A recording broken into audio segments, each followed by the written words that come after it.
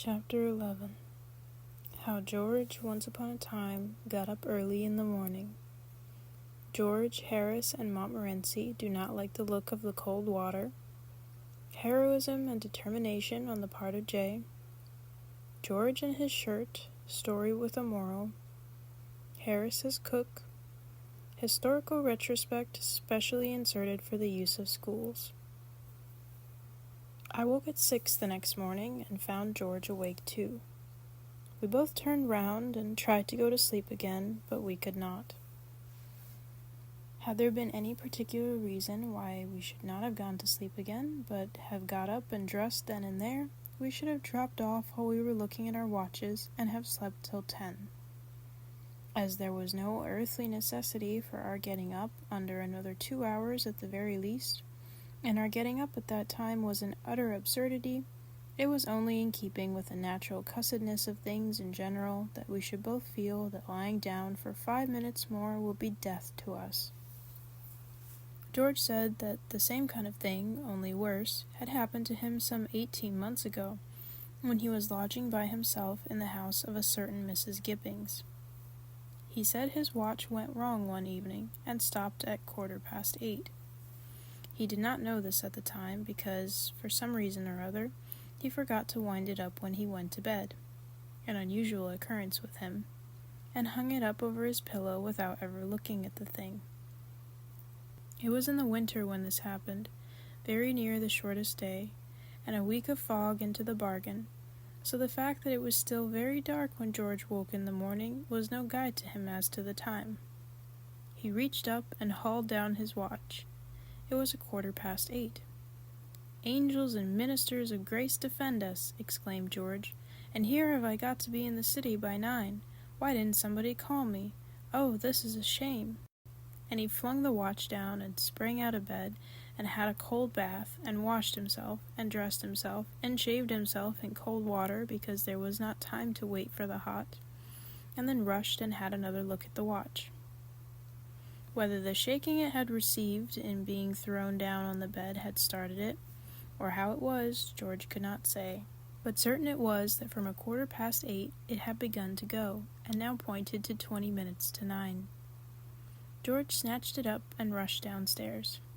In the sitting room all was dark and silent. There was no fire, no breakfast.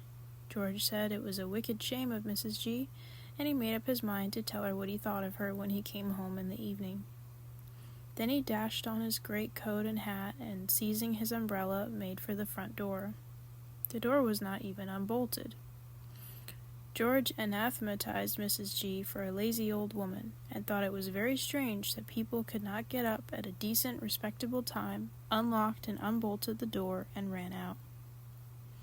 He ran hard for 1/4 of a mile, and at the end of that distance it began to be borne in upon him as a strange and curious thing that there were so few people about, and that there were no shops open. It was certainly a very dark and foggy morning, but still it seemed an unusual course to stop all business on that account. He had to go to business. Why should other people stop in bed merely because it was dark and foggy? At length he reached Holborn. Not a shutter was down, not a bus was about. There were 3 men in sight, one of whom was a policeman, a market cart full of cabbages, and a dilapidated-looking cab. George pulled out his watch and looked at it. It was 5 minutes to 9. He stood still and counted his pulse. He stooped down and felt his legs. Then, with his watch still in his hand, he went up to the policeman and asked him if he knew what the time was. "What's the time?" said the man, eyeing George up and down with evident suspicion. "Why, if you listen, you will hear it strike." George listened, and a neighboring clock immediately obliged. "But it's only gone 3, said George in an injured tone when it had finished. "Well, and how many did you want it to go?" replied the constable. "Why, 9, said George, showing his watch. "Do you know where you live?" said the guardian of public order, severely. George thought and gave the address. "Oh, that's where it is it?" replied the man. "Well, you take my advice and go there quietly, and take that watch of yours with you, and don't let's have any more of it." and George went home again, musing as he walked along, and let himself in. At first, when he got in, he determined to undress and go to bed again, but when he thought of the redressing and rewashing and the having of another bath, he determined he would not, but would sit up and go to sleep in the easy chair. But he could not get to sleep. He never felt more wakeful in his life. So he lit the lamp and got out the chessboard and played himself a game of chess. But even that did not enliven him. It seemed slow somehow. So he gave chess up and tried to read. He did not seem able to take any sort of interest in reading either. So he put on his coat again and went out for a walk. It was horribly lonesome and dismal, and all the policemen he met regarded him with undisguised suspicion, and turned their lanterns on him and followed him about, and this had such an effect upon him at last that he began to feel as if he really had done something, and he got to slinking down the by-streets and hiding in dark doorways when he heard the regulation flip-flop approaching. Of course, this conduct made the force only more distrustful of him than ever, and they would come and rout him out and ask him what he was doing there, and when he answered nothing, he had merely come out for a stroll, it was then 4 o'clock in the morning, they looked as though they did not believe him, and 2 plain-clothes constables came home with him to see if he really did live where he had said he did. They saw him go in with his key, and then they took up a position opposite and watched the house. He thought he would light the fire when he got inside and make himself some breakfast, just to pass away the time. But he did not seem able to handle anything from a scuttleful of coals to a teaspoon without dropping it or falling over it, and making such a noise that he was in mortal fear that it would wake Mrs. G up, and that she would think it was burglars and open the window and call police, and then these 2 detectives would rush in and handcuff him and march him off to the police court. He was in a morbidly nervous state by this time, and he pictured the trial, and his trying to explain the circumstances to the jury, and nobody believing him, and his being sentenced to 20 years penal servitude, and his mother dying of a broken heart. So he gave up trying to get breakfast, and wrapped himself up in his overcoat, and sat in the easy chair till Mrs. G came down at 7:30. He said he had never got up too early since that morning. It had been such a warning to him. We had been sitting huddled up in our rugs while George had been telling me this true story, and on his finishing it, I set to work to wake up Harris with a skull. The 3rd prod did it, and he turned over on the other side and said he would be down in a minute and that he would have his lace-up boots. We soon let him know where he was, however, by the aid of the hitcher, and he sat up suddenly, sending Montmorency, who had been sleeping the sleep of the just right on the middle of his chest, sprawling across the boat. Then we pulled up the canvas, and all 4 of us poked our heads out over the offside and looked down at the water and shivered. The idea, overnight, had been that we should get up early in the morning, fling off our rugs and shawls, and throwing back the canvas, spring into the river with a joyous shout, and revel in a long, delicious swim. Somehow, now the morning had come, the notion seemed less tempting. The water looked damp and chilly. The wind felt cold. "Well, who's going to be first in?" said Harris at last. There was no rush for precedence. George settled the matter so far as he was concerned by retiring into the boat and pulling on his socks. Montmorency gave vent to an involuntary howl, as if merely thinking of the thing had given him the horrors. Harris said it would be so difficult to get into the boat again, and went back and sorted out his trousers. I did not altogether like to give in, though I did not relish the plunge. There might be snags about, or weeds, I thought. I meant to compromise matters by going down to the edge and just throwing the water over myself. So I took a towel and crept out on the bank and wormed my way along onto the branch of a tree that dipped down into the water. It was bitterly cold. The wind cut like a knife. I thought I would not throw the water over myself after all. I would go back into the boat and dress. And I turned to do so. And as I turned, the silly branch gave way, and I and the towel went in together with a tremendous splash, and I was out midstream with a gallon of Thames water inside me before I knew what had happened.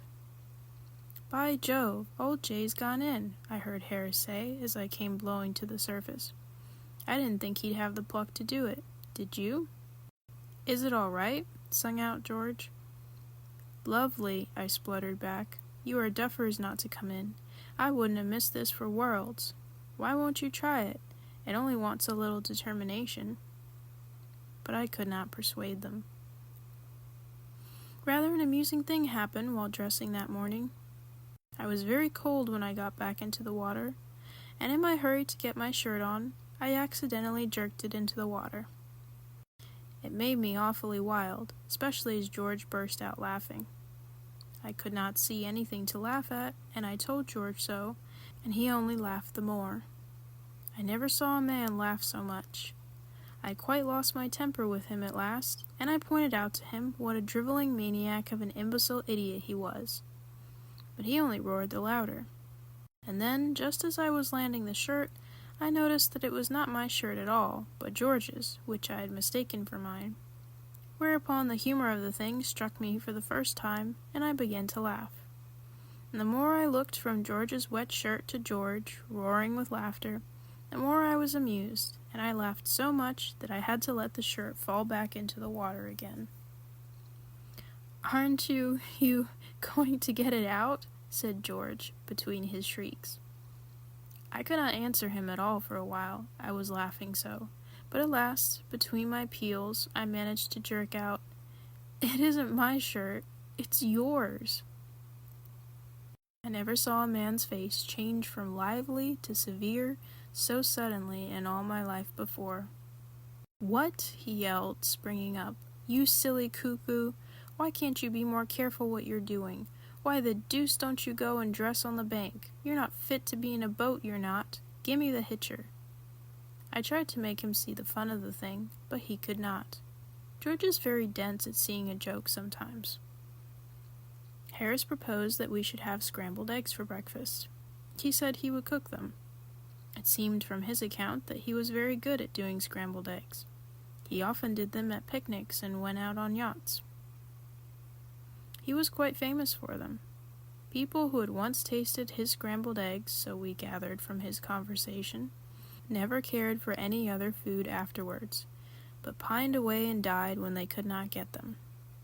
It made our mouths water to hear him talk about the things, and we handed him out the stove and the frying pan and all the eggs that had not smashed and gone over everything in the hamper, and begged him to begin. He had some trouble in breaking the eggs, or rather not so much trouble in breaking them exactly as in getting them into the frying pan when broken and keeping them off his trousers and preventing them from running up his sleeve. But he fixed some half a dozen into the pan at last, and then squatted down by the side of the stove and chivied them about with a fork. It seemed harassing work, so far as George and I could judge. Whenever he went near the pan, he burned himself, and then he would drop everything and dance round the stove, flicking his fingers about and cursing the things. Indeed, every time George and I looked round at him, he was sure to be performing this feat. We thought at first that it was a necessary part of the culinary arrangements. We did not know what scrambled eggs were, and we fancied that it must be some Red Indian or Sandwich Island sort of dish that required dances and incantations for its proper cooking. Montmorency went and put his nose over it once, and the fat spluttered up and scalded him, and then he began dancing and cursing. Altogether, it was one of the most interesting and exciting operations I have ever witnessed. George and I were both quite sorry when it was over. The result was not altogether the success that Harris had anticipated. There seemed so little to show for the business. 6 eggs had gone into the frying pan, and all that came out was a teaspoonful of burnt and unappetizing-looking mess. Harris said that it was the fault of the frying pan, and thought it would have gone better if we had had a fish kettle and a gas stove. And we decided not to attempt the dish again until we had those aids to housekeeping by us. The sun had got more powerful by the time we'd finished breakfast, and the wind had dropped, and it was as lovely a morning as one could desire.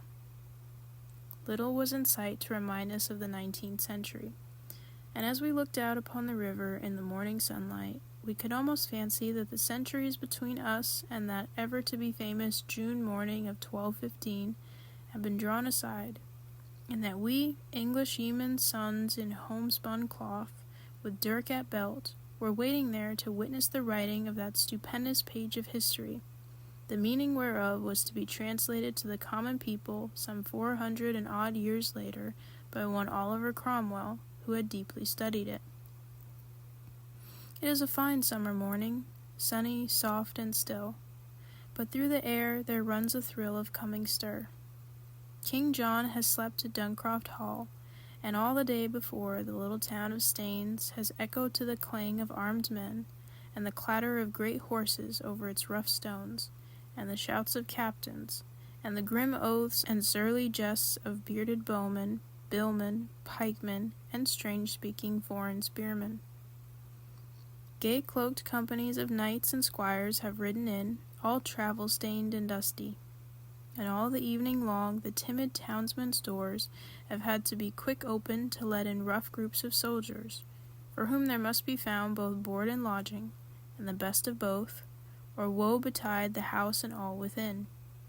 For the sword is judge and jury, plaintiff and executioner, in these tempestuous times, and pays for what it takes by sparing those from whom it takes it, if it pleases it to do so.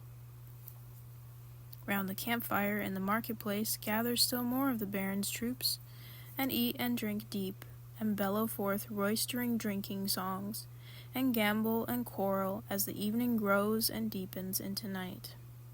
The firelight sheds quaint shadows on their piled-up arms and on their uncouth forms. The children of the town steal round to watch them, wondering, and brawny country wenches, laughing, draw near to bandy alehouse jest and jibe with the swaggering troopers, so unlike the village swains, who, now despised, stand apart behind, with vacant grins upon their broad, peering faces. And out from the fields around glitter the faint lights of more distant camps, as here some great lord's followers lie mustered, and their false John's French mercenaries hover like crouching wolves without the town. And so, with sentinel in each dark street, and twinkling watchfires on each height around, the night has worn away, and over this fair valley of old Thames has broken the morning of the great day that is to close so big with the fate of ages yet unborn. Ever since grey dawn, in the lower of the two islands, just above where we are standing, there has been great clamor, and the sound of many workmen.